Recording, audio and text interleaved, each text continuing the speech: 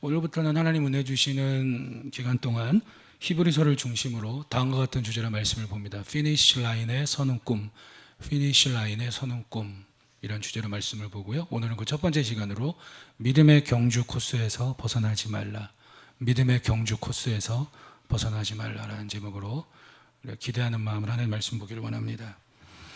피니시 라인의 서는 꿈을 갖고 출발선에 서죠. 모든 마라톤 선수들의 꿈은 오직 한 가지입니다. 전 구간 42.19km를 몇 등은 중요하지 않아요. 일단은 완주하는 게 꿈입니다. 출발선에 서 있는 모든 마라톤 선수들의 꿈은, 집중하고 있는 꿈은 끝까지 피니시 라인, 마지막 결승선에 끝까지 달려가는 것입니다. 오늘 히브리서 12장 1절 2절은 당시에 유대인이었다가 예수 그리스도를 영접한 많은 성도들이 있습니다. 그들은 여러 가지 순교와 핍박과 박해 가운데 있었고, 그러다 보니까 모이는 모습도 열기가 식기 시작합니다. 더 이상 모이질 않고 예수님을 향한 신앙을 배신하는, 배교한다라고 하죠. 배교하는 일들이 많이 일어납니다. 히브리서는 누가 썼는지 정확히 알 수 없습니다. 바울이 기록했다라고 보는 견해도 있고 여러 가지가 있지만 사실은 정확한 근거가 없기에 많은 믿음의 선배들은 이렇게 정리하고 있지요. 히브리서의 저자는 오직 하나님만이 아신다. 그렇게 알고 말씀을 보는 게 전 유익하다라고 믿습니다. 그래서 그때 당시에 그런 성도들에게 끝까지 당시에 이미 올림픽의 뿌리가 되는 마라톤 경기가 로마엘라 그리스도에서 이루어지고 있었습니다. 그래서 그 마라톤 경기를 보면서 우리의 믿음 생활은 저 마라톤과 같다. 피니시 라인에 서는 꿈을 갖고 끝까지 달려가는 저 선수들처럼 잊지 말아라는 거죠. 그래서 히브리서 12장 1절에 이러므로 우리에게 구름같이 둘러싼 허다한 증인들이 있다. 이미 그 길을 간 믿음의 선배들이, 허다한 증인들이 있다. 그래서 우리도 모든 무거운 거 얽매이기 쉬운 죄를 벗어버리고 인내로 우리 앞에 당한 그 믿음의 경주를 끝까지 해야 된다. 이를 위해서 우리는 우리의 구원의 길이 되시는 믿음의 주 온전케 하신 예수를 끝까지 바라봐야 한다라는 권면과 부탁을 하고 있습니다. 여러분의 꿈은 무엇입니까? 집을 사는 거, 멋지게 쓰임받는 거, 많이 전도하는 거 다 내려놓아야 되는 시대가 왔어요. 지금 여러분, 장담합니다. 예언이 아니라 장담합니다. 앞으로의 우리의 신앙생활은 갈수록 환란입니다. 기억하세요? 갈수록 뭐라고요? 환란. 갈수록 뭐라고요? 환란. 깨어나십시오. 갈수록 지금보다 더 어려워질 겁니다. 전염병 코로나 이 정도는 아무것도 아닐 겁니다. 이것보다 더 악한 변종 바이러스가 수도 없이 나올 겁니다. 뿐만 아니라 정치적인 여러 가지 이익에 따라 교회를 좌지우려고 하는 시도들이 더 일어날 것이고요. 국제적인 역학관계, 패권을 놓고 여러 가지 경제대로 정치, 경제, 사회, 문화 모든 것들이 더 어려워질 겁니다. 이제 이 시대에 우리가 다시 한번 꿈에 대해서 생각해야 될 것은, 내가 하나님 앞에 무슨 멋지게 쓰임받고, 무슨 교회를 몇 개 세우고, 무슨 전도를 많이 하고, 내가 무슨 그걸 논할 만한 시대가 아닙니다. 지금 이 시대는 어쩌면 히브리서에 나오는 이 서신서를 받아본 유대 그리스도인들이 경험하고 있었던 것처럼 이제는 우리에게 있어서 정말 중요한 믿음의 근본적인 문제가 필요한데, 그거 뭐냐면 나는 믿음의 경주를 하고 있느냐라는 겁니다. 믿음의 경주를 하고 있다면 우리의 모든 꿈과 집중은 어디를 향하고 있을까요? 피니시 라인. 우리 아까 찬양했던 것처럼 마지막 끝까지 십자가 길 부활의 길을 걸어가 주님 품에 안기는 끝까지, 그 피니시 라인, 끝까지 믿음의 경주를 완주하는, 여러분, 그 꿈을 우리도 오늘 갖고 있습니다. 그 꿈을 잃어버렸다면 찾아야 합니다. 다시 한번 말씀드립니다. 하나님 앞에 멋진 신앙생활하기를 내려놓으십시오. 네? 절 보세요. 하나님 앞에 막 그런 거 다 내려놓으세요. 지금 그런 걸 논할 시대가 아닙니다. 끝까지 성경대로, 끝까지 말씀대로, 누가 알아주든 알아주지 않든, 유명하든 유명하지 않든 끝까지 그 길을 신실함으로 따라가는 자. 그래서 여러분 생각해 보세요. 마라톤 선수들 그 피니시 라인에 탁 마지막에 탁 달릴 때 그런 사람 있습니까? 그냥 이렇게 딩가딩가 하면서 오는 사람 있습니까? 아니면 막 힘이 남아서 막 그냥 심심풀이 오징어 땅콩 먹듯이 오는 사람 있습니까? 한 사람도 없어요. 1등으로 들어오든 꼴등으로 들어오든 전력 질주해서 피니시 라인에 딱 들어오는 순간 다 어떡하죠? 쓰러져요. 쓰러질 때 누가 와서 안아줘요?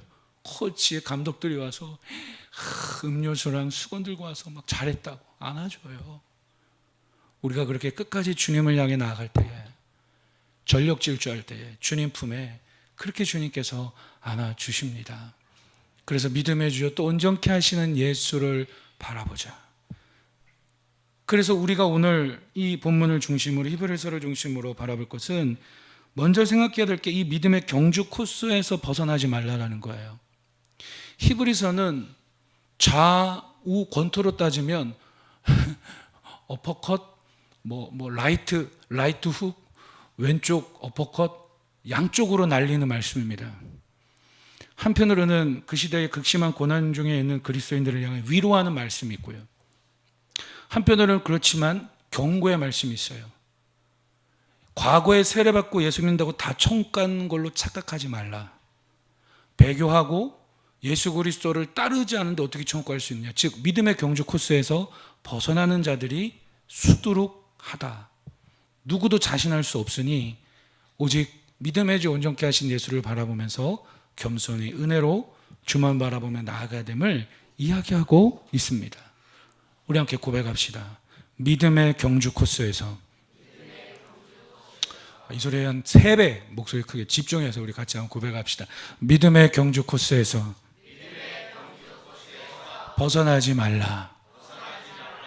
그래서 히브리서 2장 1절에서 4절을 통해서 믿음의 경주 코스에서 벗어나지 않기 위해, 벗어나지 않으려면 어떻게 해야 되는가? 3가지로 우리를 깨우고 우리의 믿음을 경각심을 갖게 하고 한편으로는 힘을 주고 있어요. 첫 번째는 뭐냐면 더욱 유념하라입니다.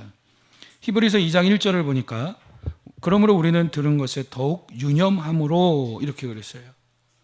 더욱 유념하라라는 건 어떤 의미냐면 전적으로 집중하라라는 거예요.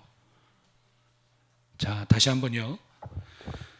믿음의 경주 코스에서 벗어나지 않으려면 교회 조금 다니다가 안 다니고 마음에 들면 가고 안 가고 이제 그런 거 말하고 싶지도 않아요. 어차피 본인 복이고 어차피 본인 할 노릇이니까 여러분 기억합시다. 끝까지 완주해야 돼요. 할렐루야. 그러기 위해서는 그 믿음의 길에서 벗어나지 않으려면, 배교하지 않으려면 더욱 유념하래요. 즉 전적으로 집중하라는 것입니다. 여러분 마라톤 선수들은 달리면서 그런 선수 보셨어요? 엉뚱한 거 막 바라본 선수 있습니까? 없어요. 오직 마라톤 코스에 집중합니다. 42.19 코스가 이렇게 가는가 이렇게 가는가. 예. 여러분 마라톤 완주를 위한 코스가 오직 하나의 길입니까? 아니면 여러 가지 코스가 있습니까? 예를 들면 출발선에서 피니시 라인까지 가는데 많은 선수들이, 어떤 선수는 나는 이쪽으로 가다가 힘드니까 저쪽 길로 가고, 나는 이쪽으로 가다가 마음에 안 드니까 저쪽으로 가고, 나는 이쪽으로 가다가 기분 나쁘니까 돌아서 가고, 실격이에요. 마라톤 선수들이 출발선에서 피니시 라인까지 가는 길은 오직 코스는 몇 개예요? 하나예요. 생각해 보세요. 무엇에 집중하라는 겁니까? 우리가 구원받기 위한 길은 오직 예수 그리스도 한 길뿐입니다. 구원받기 위한 길은 오직 예수 그리스도뿐인가, 아니면 다른 길도 있는가라는 것을 히브리서를 기록한 성경 기자는 당시에 그리스도인들에게 묻고 있는 것입니다. 여러분 우리는 명심해야 됩니다. 정말 죄인된 인간이 구원받고 이 땅에 하나님 나라 통치를 받고 나타낸 제자로 삶을 살아가면서 끝까지 영원한 천국에 갈 수 있는 그 길이 오직 예수 그리스도뿐이다. 요한복음 14장 6절에 내가 그 길이요 진리요 생명이니 나로 말미암지 않고는 아버지께로 갈 자가 없느니라 라고 했습니다. 정말 그 길밖에 없다라고 생각한다면 우리는 전적으로 집중해야 한다는 거죠. 더욱 유념해야 된다는 거죠. 여러분, 이런 사람 보셨습니까? 마라톤 대회장에 와가지고 주변만 구경하는 거예요. 야, 저 선수는 바지가 어디 브랜드네. 야, 저 선수는 서로 모여서 무슨 음료수 마시고 있네. 야, 저 선수는 헤어밴드가 뭐네. 야, 저 선수는 뭐하네. 와가지고 대회장 주변만 엉뚱한 것만 바라보고 엉뚱한 것만 집중하고 있는 거예요. 그런데 레프리가 이야기합니다. 모이십시오. 뭐 영어를 하겠죠? 모여서 출발선에 딱 섰어요. 진짜 선수는 어디에 서 있습니까? 출발선. 진짜 선수는 어디에 집중하고 있습니까? 출발선. 그런데 이 구경하는 사람은 다른 거 오만 거 구경하다가 결국 출발선에 안 서요. 총을 빵 쏩니다. 사람들은 출발하니까 그때부터, 출발하는 순간 그때부터 어디에만 집중해요? 피니시 라인. 신앙생활도 똑같습니다. 이 땅의 교회 안에 신앙생활 한다라고 하는 많은 성도들 중에 신앙생활을 몇십 년 했던, 몇 년 했던 직분이 성도든 집사든 권사든 장로든 목회자든 선교사든 뭐 누구든 사모든 우리는 분명히 더욱 유념해야 합니다. 즉 믿음의 경주 구경만 하고 있을 수 있다는 거예요. 교회에 와서 야, 저 정도는 저러네, 또 누구는 저러네, 누구는 그러네, 누구는 저러네. 질문입니다. 여러분, 믿음의 출발선에 서 계십니까? 출발하셨습니까? 믿음의 출발선에 서 있다. 믿음의 경주의 출발선에 서 있다. 믿음의 경주가 출발했다라는 걸 성경에서는 거듭났다라고 이야기합니다. 당신은 거듭나셨습니까? 사람은 한번 태어나면 그대로 열심히 살다가 영원한 지옥의 형벌과 심판에 이르는 겁니다. 그래서 오직 성령으로 나의 죄인됨을 깨닫고 예수 그리스도께서 나의 죄를 십자가에 피를 뿌려 흘리신 그 피의 권세를 믿고 부활하신 주님을 믿음으로 다시 하나님 자녀로 태어난다고 해서 그것을 거듭난다라고 합니다. 거듭남이 바로 우리의 믿음의 경주의 출발선입니다. 거듭남과 함께 있는 것이 구원의 확신입니다. 나는 하나님 자녀라고 하는 구원의 확신. 나는 행한 것 아무것도 없지만 오직 예수 그리스도의, 우리가 아까 찬양한 것처럼 빈손 들고 앞에 가 십자가를 붙드네. 오직 주님의 공로와 의로움으로 구원의 확신을 갖고 거듭나서 믿음의 경주를 출발했느냐라는 거예요. 출발하지 않은 사람과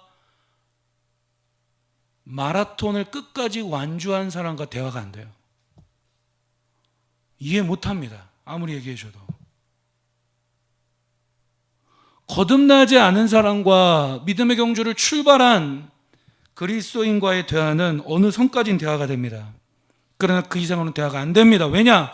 집중하고 있는, 전적으로 집중하고 있는, 더욱 유념하고 있는 피니시 라인이 다르기 때문이에요. 우리의 피니시 라인은 오직 예수 그리스도입니다. 우리의 피니시 라인은 주님이 우리를 안아주신다라고 했습니다. 영원한 천국이라고 했습니다. 여러분, 거듭나지 않았는데, 출발하지 않았는데 만약에 어떤 그리스도인이 교회에 와서 야, 이 교회는 몇 평이네, 인테리어가 어떠네, 목사님이 누구래, 뭐 몇 명이 모인대. 그게 뭐가 중요합니까? 내가 거듭나지 않으면 지옥 가는데. 지금 이 시대를 보세요. 예? 신앙생활 한다라고 하는 많은 사람들을 보세요. 왜 이렇게 교회가 어지럽습니까? 이유는 간단해요. 구원의 확신과 거듭남에 대한 문제조차도 점검되지 않은 채 집사가 되고, 교회 좀 다니니까 권사가 되고, 안수집사가 되고, 장로가 되고, 심지어 목사가 되고, 신학교 가고, 그러니까 교회가 시끄러운 거예요. 여러분, 다른 사람이 뭘 하든 그것보다 우리가 더욱더 집중하고 전적으로 유념해야 될 것이 뭐냐? 나는 오늘 거듭나서 구원의 확신을 갖고 출발선에서 믿음의 경주를 출발했는가? 그 길은 넓은 길이 아니라고 했습니다. 좁은 길이라고 했습니다. 믿음의 발걸음을 한 걸음 떼면서 달리기 시작할 때에 하나님께서는 전적으로 붙드셔서 끝까지 그 믿음의 길을 갈 수 있도록 붙들어 주신다라고 했습니다. 여러분, 우리 오늘 우리에게 있어서 가장 집중해야 될 것. 그래서 히브리서 2장 1절을 다시 한번 자세히 보시면, 그러므로 우리는 더욱 유념하되, 그 앞에 보면은 들은 것에 더욱 유념하라 라고 또 그랬습니다. 우리 함께 고백합시다. 들은 것에 더욱 유념하라. 느낌과 감정으로 끝까지 완주를 못해요. 예수님 말씀하셨죠. 내가 곧 길이요, 느낌이요, 감정이요, 그랬습니까? 내가 곧 길이요, 진리요, 생명이니, 그랬어요. 다시 한번요. 내가 곧 길이요, 진리요, 생명이라고 그랬어요. 우리 신앙생활에서 느낌과 감정도 물론 중요합니다. 그러나 우리의 느낌과 감정은 자꾸 바뀝니다. 자꾸 바뀌어요. 신앙생활 하다가 중단하는 분들의 특징이 뭐냐? 진리 때문에 그만두는 게 아니라 거의 다 내 느낌 때문에, 내 감정 때문에, 그런 경우가 참 많죠.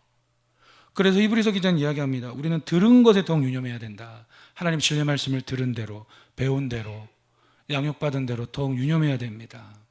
즉 오직 유일한 구원의 독생자 예수 그리스도에 대한 말씀을 들은 것에 유념해야 한다.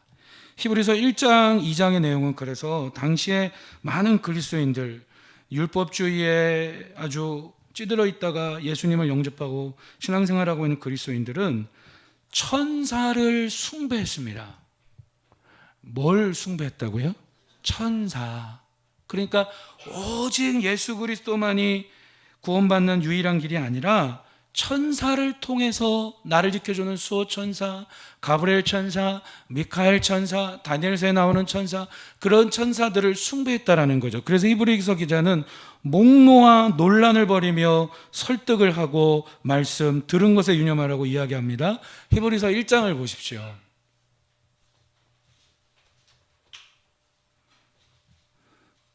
히브리서 1장에 이렇게 나옵니다. 1장 1절에 옛적의 선지자들을 통하여 여러 부분과 여러 모양으로 우리 조상들에게 말씀하신 하나님은 말씀하시는 하나님이다라는 거죠. 그런데 예전에는 누굴 통해 말씀하셨다고요? 선지자. 분명히 아셔야 돼요. 아멘. 성경 다 피시고 보셔야 돼요. 히브리서 1장 1절 보세요. 옛적의 선지자들을 통하여 하나님께서 말씀하셨다는 거예요. 그런데 이제는 선지자를 통해, 천사를 통해, 누군가를 통해 말씀하시는 게 아니라 2절에 이 모든 날 마지막에는 누구를 통해서요? 아들을 통하여 우리에게 말씀하셨다. 이 독생자 아들이 우리 죄를 위해 구원하시기 위해 오신 예수 그리스도예요. 이 아들을 또한 만유의 상속자, 모든 우주 만물의 상속자로 세우셨대요. 상속자는 뭡니까? 그의 아버지가 갖고 있는 모든 권세, 힘, 재력, 모든 것들을 그대로 다 물려받는 게 상속자. 그래서 하나님이 만왕의 왕이시라면 독생자들 예수 그리스도 또한 메시아요, 그리스도요, 만왕의 왕이다라는 것을 이야기하고 있는 겁니다.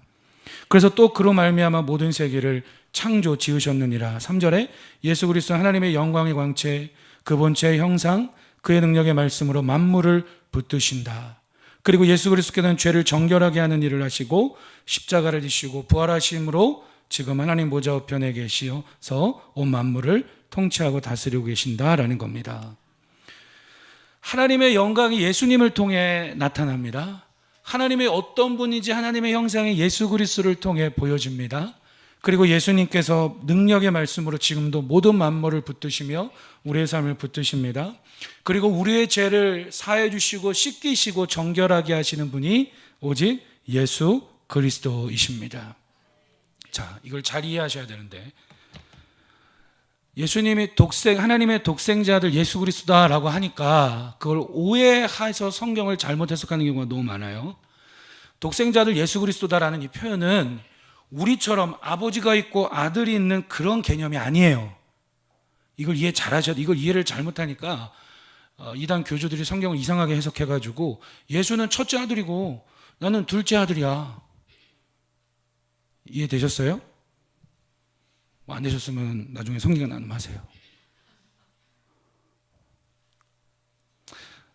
예수님의 독생자 아들 예수 그리스도라는 이 표현은 어떤 의미냐면은 오직 유일한 의미를 강조하는 거예요. 하나님 말씀이 오직 구원받는, 오직 마라톤 코스가 한 길인 것처럼 모든 인간들이 구원에 이르는, 구원받는 유일한 길, 피니시 라인에 갈 수 있는 유일한 길은 성부 하나님, 성자 예수님, 이 땅에 구원을 이루기 위해 오신 오직 독생자 아들 예수 그리스도 뿐이다라는 거예요.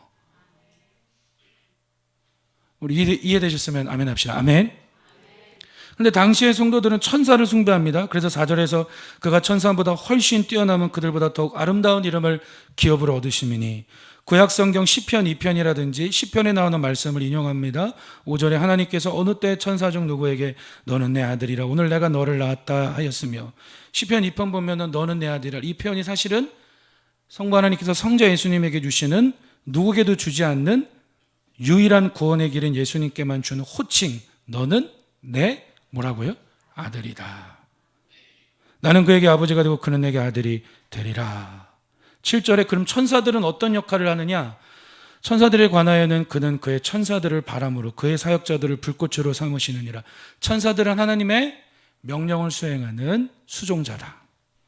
8절에 아들에 관하여는 하나님이요 주의 보좌는 영영하며 주의 나라의 규는 공평한 규이니라 라고 하면서 논쟁을 하면서 뭘 이야기하느냐? 여러분 보세요. 천사보다 예수 그리스도가 왜 구원의 유일한 길인지를 알려주고 있어요. 이 시대의 성도들은 천사들을 숭배했다면 오늘날 교회 다니는 성도들은 뭘 숭배하느냐? 무신론을 숭배해요. 똑똑한 사람들이 책을 내는 거 거의 다 그 밑바닥에 무신론 갖고 있거든요. 그럼 야, 대단하다. 예수님 믿으면서도 과학주의를 예수 그리스도보다 위에 놔요? 예수 그리스도를 믿으면서도 다원주의, 인본주의, 상대주의, 쾌락주의를 당시의 성도들이 천사를 숭배했던 것처럼 오직 예수 그리스도 들은 것에 더욱 유념해야 되는데 그렇지 않다라는 거죠. 여러분 잊지 마십시오. 오직 예수 그리스도를 믿음으로 믿음의 경주가 출발했는가? 아니면 여러 가지 것 중에 하나로서 예수 그리스도인가? 들은 것에 더욱 유념할 수 있기를 축복합니다. 마라톤을 직접 한번 해보십시오. 한번 출발했는데 뒤돌아간다고요? 그거는 안 해본 사람들 생각이에요. 똑같죠? 믿음의 경주를 출발했는데 뒤돌아간다고요? 그래서 성경이 말하는 배교란, 가룟 유다는 예수님 믿었는데 배교한 게 아니에요. 아나니아 삽비라도 믿었다가 배교한 게 아니에요. 성경이 말하는 근본적인 문제의 배교란, 어떤 성도가 예수 믿다가 안 믿는 게 아니라 그 사람 애시 당초 거듭나지 않았다라고 이야기하는 겁니다. 할렐루야. 이 얘기는 뭐냐? 우리 믿음의 선배들은 많은 책들을 통해 이야기합니다.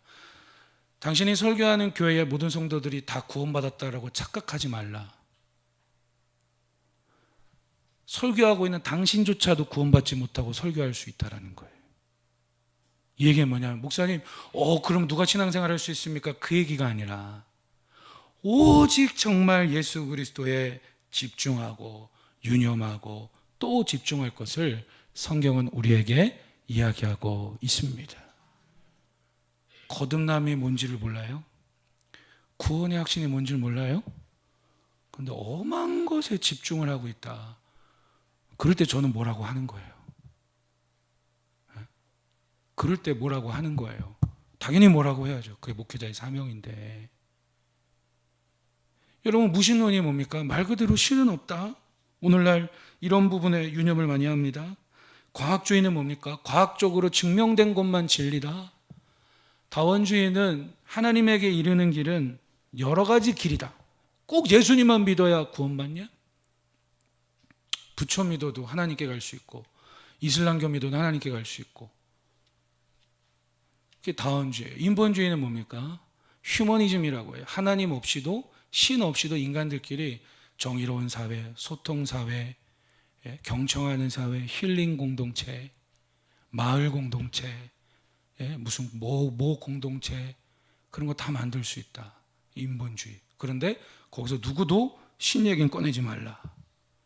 상대주의는 뭡니까? 절대적 진리는 없다는 거예요. 자, 집중하세요. 절대적 진리는 없다라는 거예요. 상대주의가. 모든 진리는 상대적이다. 이것도 진리고 저것도 진리고 이것도 진리고. 그러니까 어느 한 가지만 진리라고 이야기하지 말라. 그게 상대주의예요.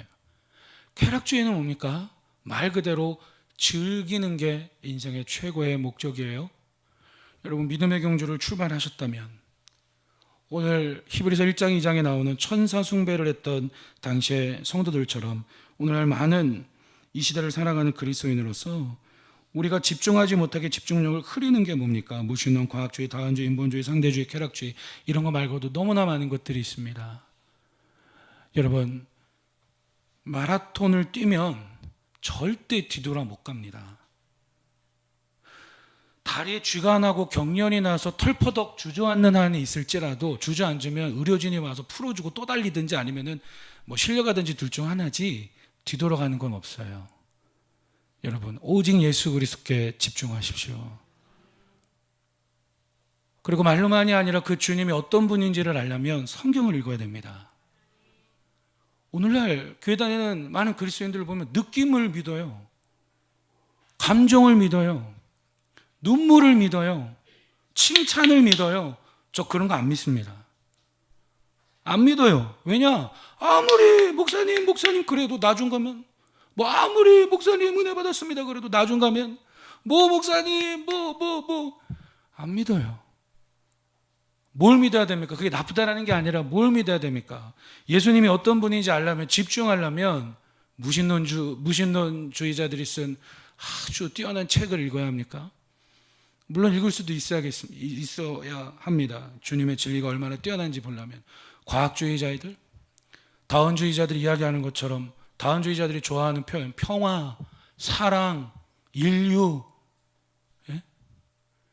그걸 봐야 예수님을 알 수 있습니까? 아니면 인본주의자들이 이야기하는 것처럼 아주 세련되고 문화적으로 뭔가 대단한 것 같지만 그 속엔 예수님이 없는, 상대주의자들, 쾌락주의자들, 요즘엔 틀기만 하면 다 먹는 거예요. 그렇죠? 먹방, 틀기만 하면 거의 다 먹는 거. 모든 게 다 먹는 거, 노는 거. 나쁜 건 아니지만 여러분, 우리는 지금 뭐 하고 있다고요? 믿음의 마라톤, 믿음의 경주를 하고 있으니 오직 예수 그리스도에 대한 그 말씀을 들은 것에 더욱 유념하고 집중할 수 있기를 축복합니다. 두 번째, 믿음의 경주 코스에서 벗어나지 않으려면 어떻게 하는가? 오늘 히브리서 2장 1절을 보니까 그러므로 우리는 들은 것에 더욱 유념함으로 우리가 흘러 떠내려가지 않도록 함이 마땅함이니라 라고 있어요. 우리 함께 고백합시다. 흘러 떠내려간다. 두 번째로 믿음의 경주 코스에서 벗어나지 않으려면 흘러 떠내려가지 않도록 하라. 이건 이런 의미입니다. 배가 목적지 항구에 출발했으면 끝까지 가야 되는데 가지 못하고 조류에, 풍랑이나 그 조류, 물살에 떠내려가서 목적지에 가지 못하고 방황하고 이렇게 뱅글뱅글 표류하다가 깔아앉는 그 모습이 흘러 떠내려가지 않도록 함이 마땅하니라, 이 의미입니다. 오직 예수 그리스도를 믿음으로 출발했지만, 아까 더욱 유념하라라는 건 아예 출발하지 못한 성도들이 많이 있을 수 있다는 거예요, 교회 안에. 그러니까 거듭나고 구원의 확신이 필요하다, 주님 믿음으로. 근데 흘러 떠내려가지 않도록 하라라는 건 뭡니까? 오직 예수 그리스도를 믿음으로 신앙생활을 시작하고 출발하고 교회에 와서 신앙생활을 하지만 세상 나라 방식과 죄악의 물살에 떠 밀려가는 그런 모습을 이야기하고 있습니다.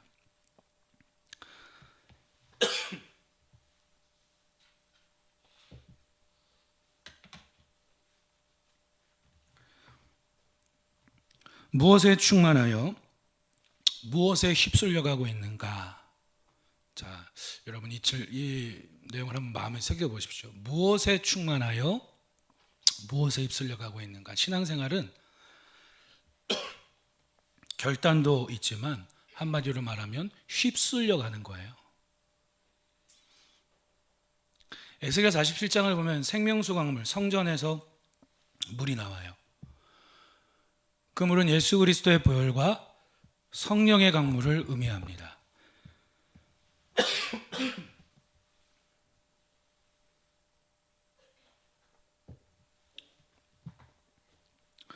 찬송합시다. 자꾸 목이 기침이 나오는데요. 우리 찬송 한 장 좀 드리고 다시 말씀 볼게요. 우리 아까 주님 다시 오실 때까지 우리 한 번만 좀 드릴 동안 제가 좀 목을 좀 깔아앉힐게요. 찬양을 크게 믿음으로 우리 드리겠습니다. 피아노 볼륨 더 크게 해주세요. 주님 앞에서는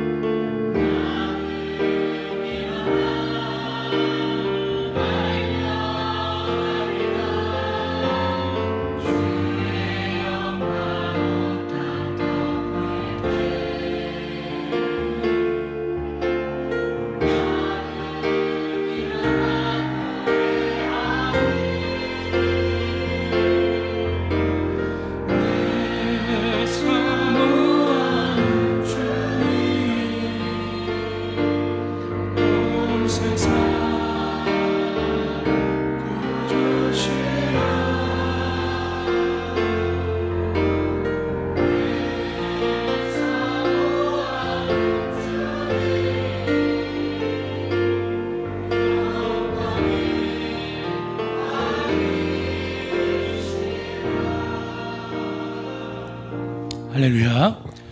성전에서 물이 나와요. 근데 그 물이 예수 그리스도의 보혈의 강물, 성령의 강물을 의미하죠.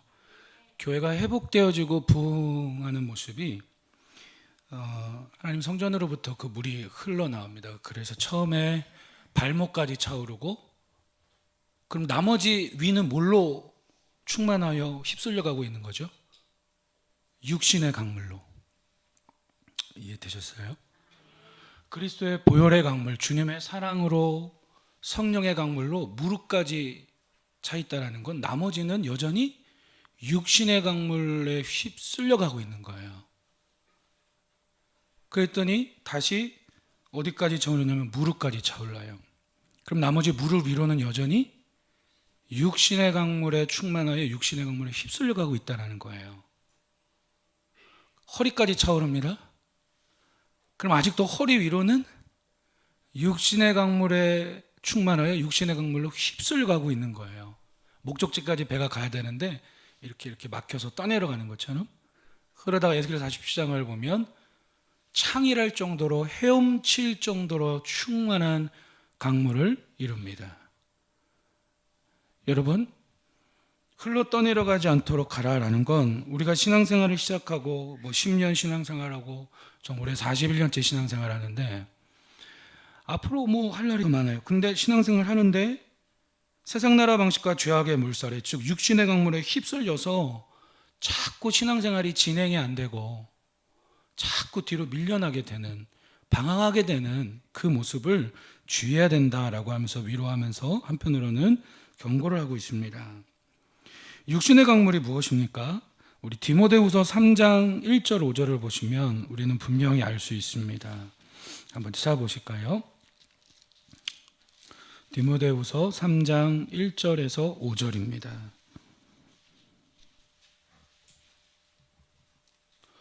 교독합니다. 너는 이것을 알라. 말세에 고통하는 때가 이르러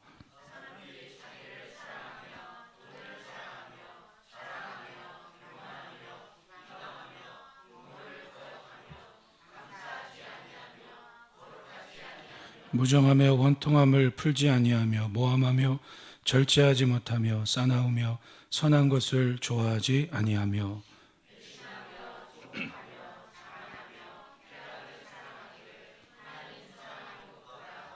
경건의 모양은 있으나 경건의 능력은 부인하니 이 같은 자들에게서 내가 돌아서라. 아멘. 육신의 강물이 뭡니까? 자기 사랑에 충만하여 자기 사랑에 휩쓸려 떠내려가고, 돈 사랑에 충만하여 돈에 휩쓸려 떠내려가고, 그러니까 교만이 충만하고 비방, 부모를 거역하고 감사하지 않고 거룩하지 않고 무정하고, 한번 마음에 원통한 일이 생기면 풀지 않고 모함하고 험담하고 절제하지 않고 싸납고 선한 것을 좋아하지 않고 배신하고 조급하고 자만하고 쾌락을 사랑하기를 하나님 사랑하는 것보다 더하는 모습. 이런 모습들이 극심한 조류처럼 이런 세상 나라의 방식과 죄악의 물살에 떠밀려가는 모습이에요. 우리 함께 고백합시다. 현실에 안주하면 떠내려간다. 저는 이 말 하는 분들이 조금은 그런데 그게 뭐냐면, 목사님 이 정도면 되지 않았습니까? 얼만큼 더 믿음이 자라나야 됩니까? 그건 제 얘기가 아니고, 내가 이만큼 믿음이 자라났으니까, 이만큼 헌신했으니까 됐다? 그건 내 생각이지 주님 생각이 아니에요.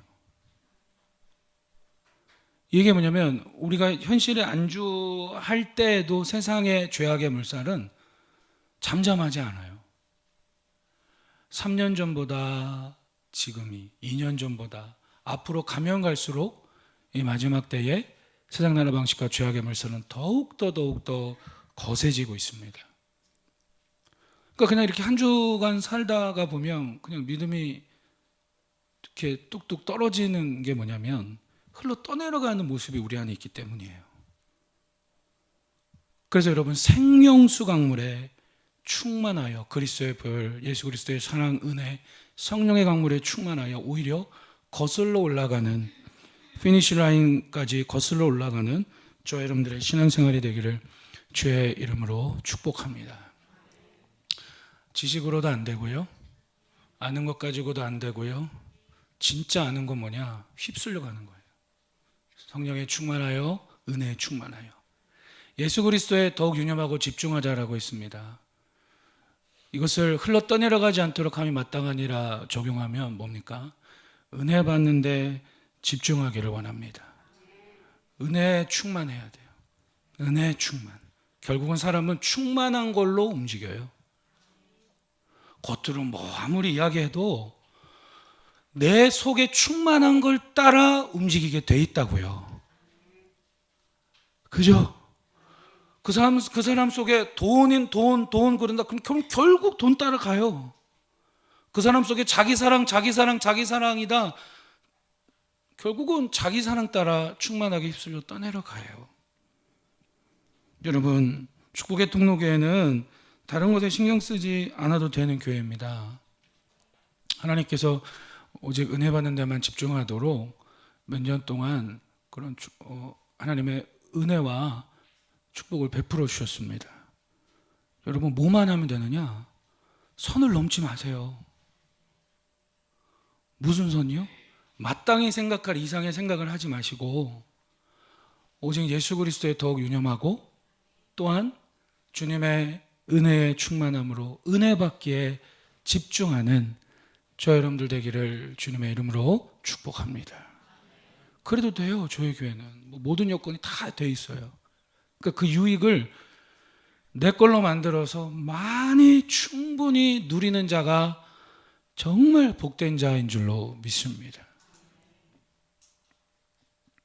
오늘날 흘러떠내려 가게 하는 모습은 오늘날 그래서 가장 극심한 세상 나라 방식이 뭐냐? 그것은 무엇을 위한 예수 그리스도의 흐름입니다. 무엇을 위한 예수 그리스도? 바울은 빌립보서 3장 18절 19절에서 이렇게 편지를 통해서 이야기합니다. 내가 여러 번 너희에게 말하였거니와 이제도 눈물을 흘리며 말하노니 여러 사람들이 그리스도의 십자가의 원수로 행하느니라. 그들의 마침은 멸망이요 그들의 신은 배요 그 영광은 그들의 부끄러움에 있고 땅의 일을 생각하는지라. 여기 보면 십자가의 원수로 행한다. 결국 그들의 신은, 그들의 하나님은 성경에 나오는 하나님이 아니라, 그들의 예수 그리스도는 성경이 이야기한 예수 그리스도가 아니라, 그들의 신은 배다라는 이 표현은, 그들의 예수 그리스도는, 그들의 하나님은 결국 배다라는 것은 자기 자신이요 자기의 이익이다라는 거예요.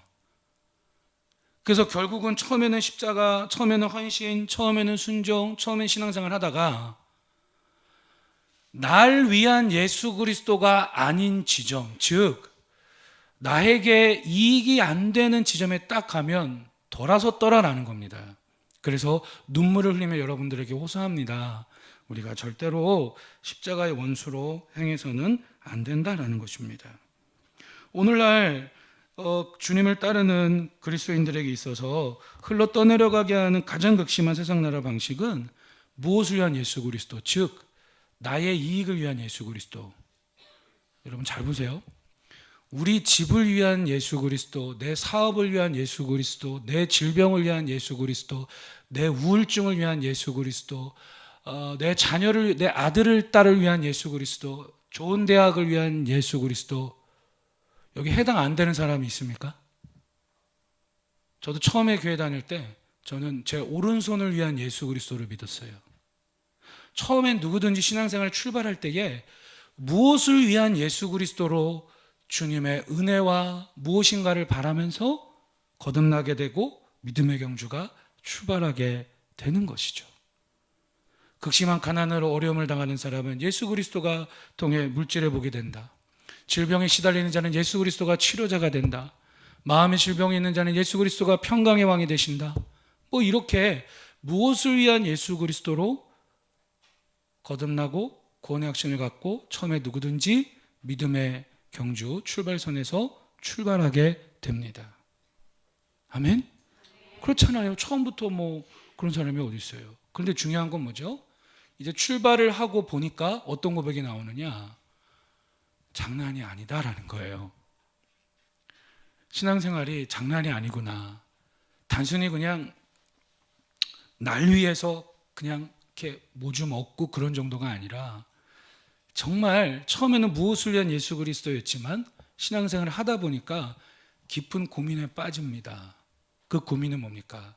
무엇을 위한 예수 그리스도가 아니라 예수 그리스도를 위한 그 무엇이 되어야 한다라는 것을 깨닫기 시작합니다. 이런 거죠. 우리 집을 위한 예수 그리스도가 아니에요. 예수 그리스도를 위한 가정이에요. 예수 그리스도를 위한 사업장이에요. 예수 그리스도를 위한 아들, 딸이에요. 이게 바뀌어지지 않으면 피니시 라인까지 가는 게 무척 어려울 수 있다는 거죠. 왜냐?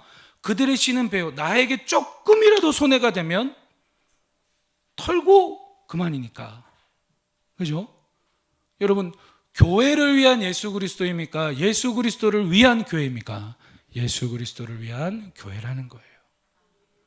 오늘날 그래서 우리를 흘러 떠내려가게 하는 가장 극심한 세상 나라 방식이 무엇을 위한 예수 그리스도입니다. 특히 요즘 대한민국 사회에서 우리가 주의해야 될 게 뭐냐? 잘 들으세요. 저는 진보 진영에 있는 분들이 순수하게 정치를 한다라고 믿고 싶어요. 국가를 위해, 국민을 위해.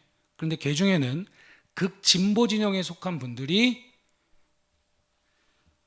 본인들의 정치 이념과 이데올로기를 위한 성경, 본인들의 정치와 이데올로기를 위한 예수로 포장하는 경우가 무척 많아요, 지금.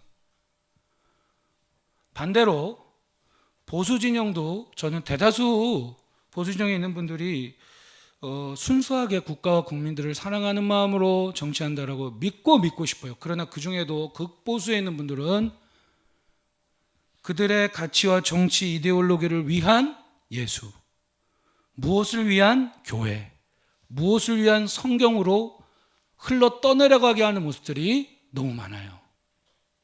전 묻고 싶습니다. 당신의 예수는 진보 진영에 있는 어떤 대통령입니까? 성경이 말하는 예수 그리스도입니까? 예? 예수님에 대해서 누가 욕하면 별로 억울해하지 않아요. 그런데 진보 진영에 속한 역대 대통령에 대해서 조금이라도 폄하하는 댓글이나 말 나오잖아요. 거품 물고 시위해요. 보수 진영도 똑같아요. 당신의 하나님, 당신의 예수님은 성경이 이야기하는 그 예수 그리스도입니까? 아니면 역대 보수 진영에서 나온 그 대통령입니까? 예수님에 대해서 누가 뭐라고 하면 아무렇지도 않아요.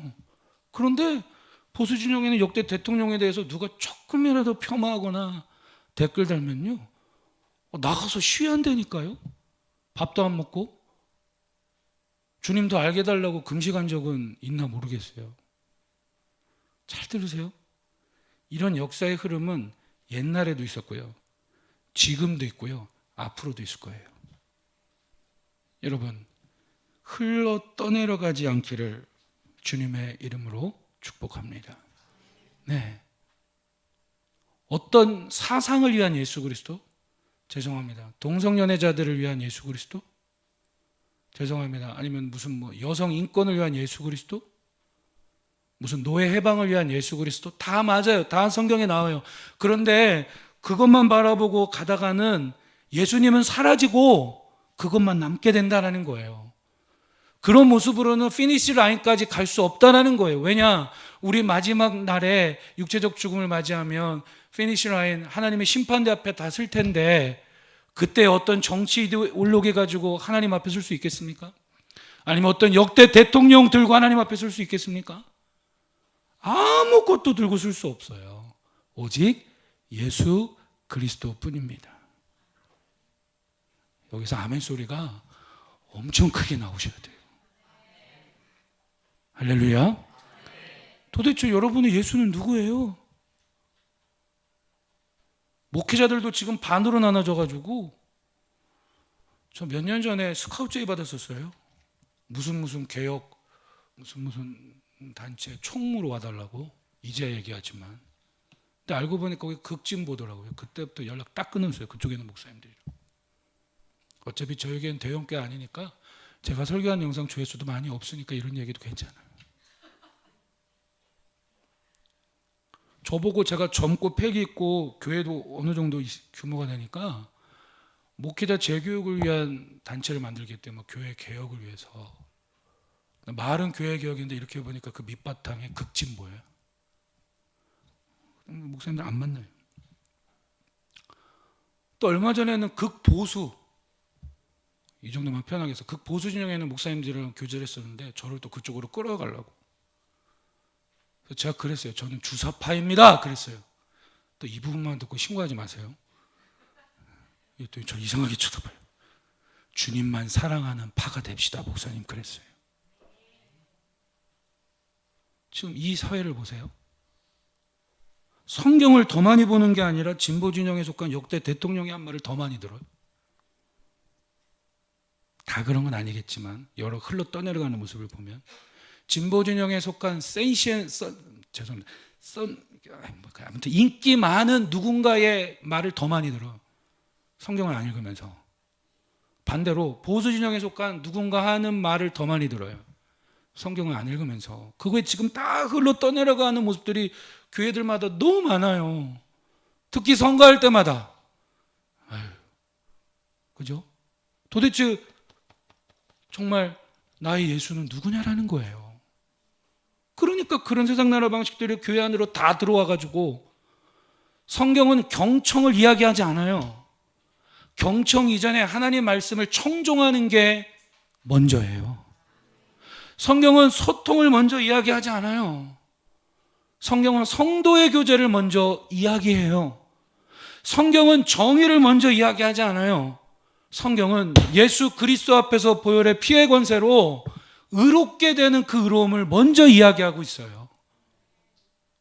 여러분, 지금 제가 이야기한 이 내용을 잘 이해하셔야 돼요.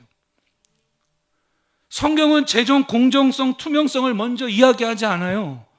성경은 재정 운영에 대해 선한 청지기 정신을 먼저 이야기해요. 그런데 오늘날 교회들을 보면, 아침에도 그런 내용 나눴지만, 교회 안에 무조건 민주주의로 몰아붙이고, 교회 안에 무조건 어떤 정치 이념 사상으로 교회가 다 쑥대밭이 돼서 성경은 안 보고 누가 뭐 토론해서 무슨 얘기했다 뭐 그것만 듣고 있는 그리스도인들이 의외로 많이 있어요. 저에게는 별로 없는 것 같은데, 이렇게 보면 밖에 나가면 의외로 많아요. 자꾸 편가르기 하고. 여러분, 흘러 떠내려가지 않기를 축복합니다. 정말 피니시 라인에 서게 하는 것은 오직 예수 그리스도밖에 없어요. 잊지 마세요. 예수님께서는 당시에 정치적으로 보면 여당한테도 두들겨 맞은 거고 야당한테도 두들겨 맞은 거예요. 왜냐? 당시에 여인들을 누가 가서 대화를 겁니까? 물 좀 달라? 당시에 고아 가부들을 누가 챙깁니까? 그런데 예수님은 와가지고 어린애들을 안아줘요. 요즘으로 따지면은 뭐 괜찮지만 당시에 어린애들을 안는다라는 거는 애나 여자들은 짐승 취급했어요. 그런데 예수님께서 그런 행보를 보이니까 이거 완전 극진보, 좌파야 완전. 그러니까 보수적인 사두개인들이 들고 일어나가지고 저거 잡아 죽여야 돼, 정치적인 적이야, 그러고 앉아있는 거예요. 예수님은 무조건 그렇게만 하셨습니까? 아니에요. 예수님은 아주 극보수적인 모습도 보여줬어요. 예를 들면 사람들이 고르반 하나님께 드림이 되었다 해서 부모님을 고르반 하나님께 드렸으니까 부모님께 해야 할 도리를 안 해도 된다, 위선적으로 하니까 예수님께서 그걸 지적하시잖아요. 극보수적으로. 그랬더니 당시에 아주 진보적인 정치 성향을 갖고 있는 SM파라든지 이런 사람들이 저 예수라는 자 안 되겠네, 우리와 한패인 줄 알았더니 안 되겠어. 그러니까 그 결과가 십자가예요. 우리나라도 그러잖아요. 법정 앞에 서면 여당이 구해주는, 야당이 구해주는데 예수님은 양쪽에서 다 얻어맞은 거예요. 그럼 예수님이 정치 인물입니까? 어떤 분들은 예수님을 통해서 무슨 뭐 정치하는데 성경을 제대로 읽어본 건지 모르겠어요. 그게 아니에요. 예수님께서 왜 그렇게 하셨습니까? 그게 세상 나라 방식과 다른 하나님 나라를 이 땅에 이뤄가는 독생자 아들 예수 그리스도의 모습입니다. 그럼 우린 그리스도인으로서 세상에 시끄럽고 많은 사람들이 막 이렇게 해야 막 대단하게 세련된 것처럼 말할 때에 꼭 그렇게 해야지만, 이 얘기할게요. 성경은 촛불 집회 이전의 기도를 이야기하고 있습니다. 그러니까 이 세월호 사건 터졌을 때 저 진짜 많이 울었거든요. 저희 교회 애들도 많이 빠져 죽었고, 그리고 한 명은 텔레비전에도 많이 나왔었는데 한 명은 지금 헤엄쳐서 나왔어요. 이름 되면 알 거예요. 지금 다 20대 초반 중반쯤 됐겠죠. 방송 나온 날 고대병원 찾아갔어요. 걔 연락이 와서 너 어떻게 나왔냐고 그랬더니 목숨이 헤엄쳐서 나왔대. 누구보다 많이 울었고 누구보다 많이 기도했어요.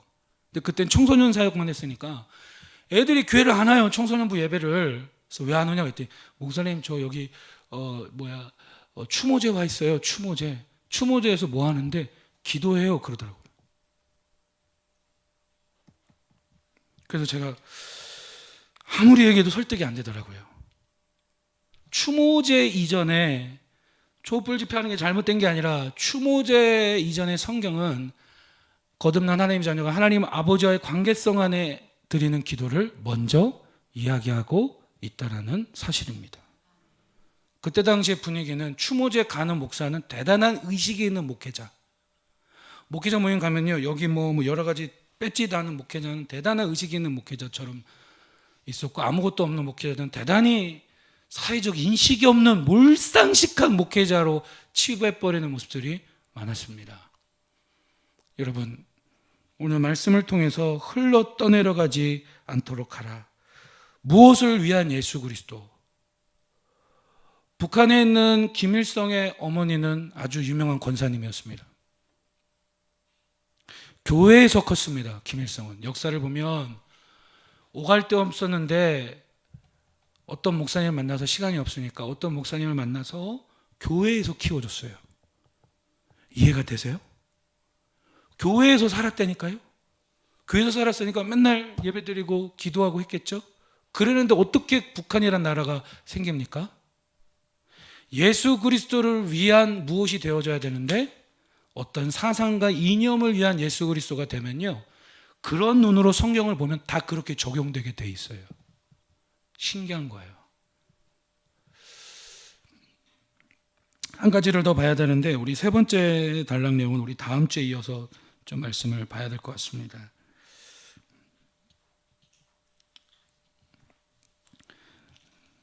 우리 세 번째 내용은 함께 고백합니다. 큰 구원을 등한히 여기지 말라. 그냥 끝까지 보겠습니다. 잠깐 몇 분만. 어차피 또 다음 주에 봐야 될 내용이 있으니까. 히브리서 2장 2절을 보면 천사들을 통하여 하신 말씀이 견고하게 되어 모든 범죄함과 순종하지 아니함이 공정한 보응을 받았거든. 3절에 우리가 이같이 큰 구원을 등한히 여기면 어찌 그 보응을 피하리요. 여기서 큰 구원을 등한히 여긴다라는 건 이런 겁니다. 다른 일에 정신을 파느라 큰 구원을 등한시하다. 즉 소홀히 여기고 가볍게 여기게 된다라는 겁니다.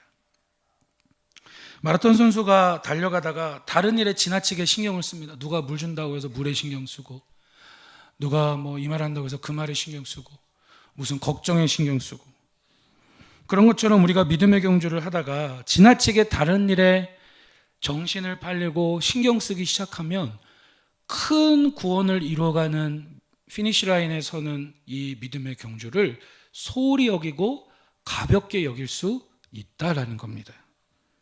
그래서 빌립보서 2장 12절은 항상 복종하여 두렵고 떨림으로 너희 구원을 이루라라고 이야기하고 있습니다. 시험받는 자들을 능히 도우시는 예수 그리스도입니다. 우리가 다른 일에 너무 정신이 뺏기는 게 거의 다 뭐냐면 염려, 걱정, 근심. 거의 다 우리가 신앙생활 하다 보면 가정에는 염려, 걱정, 근심, 또 일터에는 염려, 걱정, 근심 때문에 너무 신경 많이 쓰다 보면 예배 드리는 것도 신앙생활하는 것도 이렇게 참 어려울 때가 누구에게든지 있어요. 그래서 히브리서 2장 14절에서 18절까지는 뭘 이야기하느냐, 예수님께서 시험받는 자들을 능히 도우신다라는 겁니다. 우리 그 부분 마지막으로 읽어보겠습니다. 히브리서 2장 18절입니다.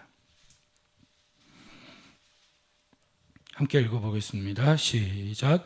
그가 시험을 받아 고난을 당하셨은즉 시험 받는 자들을 능히 도우실 수 있느니라. 아멘. 예수님께서는 죄가 없지만 우리가 겪을 수 있는 모든 어려움과 고난과 시험을 당하셨기 때문에 시험 받는 자들을 능히 도우시는 분이라는 겁니다. 그래서 우리가 신앙생활 하다 보면 이렇게 좀 1년 몇 년이요? 1년 코스를 이렇게 좀 꾸준하게 달려가는 게 먼저예요. 근데 이렇게 1년 살다 보면 염려, 걱정, 근심, 또 이런 일, 저런 일 때문에 정신을 파느라 큰 구원을 소홀히 여기고 가볍게 여기게 되면 보응을 받을 수 있다는 걸 기억하라고 그랬어요. 즉 심판받을 수 있다는 걸 기억하라는 거예요. 그럼 어떻게 해야 됩니까?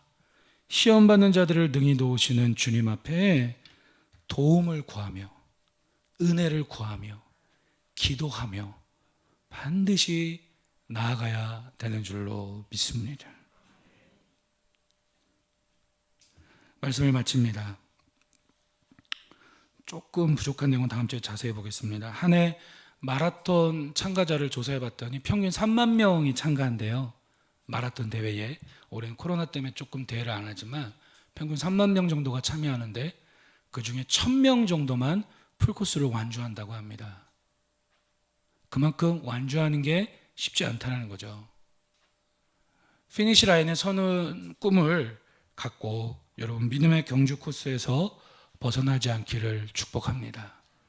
성경은 늘 두 가지를 우리에게 함께 강조합니다. 첫 번째는 내가 이뤄가는 게 아니라 하나님께서 오직 그 은혜와 사랑으로 끝까지 한번 택하신 주의 자녀들을 끝까지 구원에서 탈락하는 일이 없이 끝까지 붙드셔서 완주하게 하신다라는 것을 이야기하고 있어요. 그리고 또한 동시에 어떤 걸 이야기하느냐, 오늘 말씀 내용처럼 그 은혜 안에 정말 구원받은 자라면 끝까지 피니시 라인에 서는 꿈을 갖고 믿음의 경주 코스에서 벗어나지 않는다라는 것 또한 동시에 이야기하고 있습니다. 이 두 가지 복음의 중요한 두 가지 기둥을 잘 이해하시고 어느 한쪽으로 치우치시면 안 됩니다. 이 시간 우리 기도하고 예배를 마칩니다.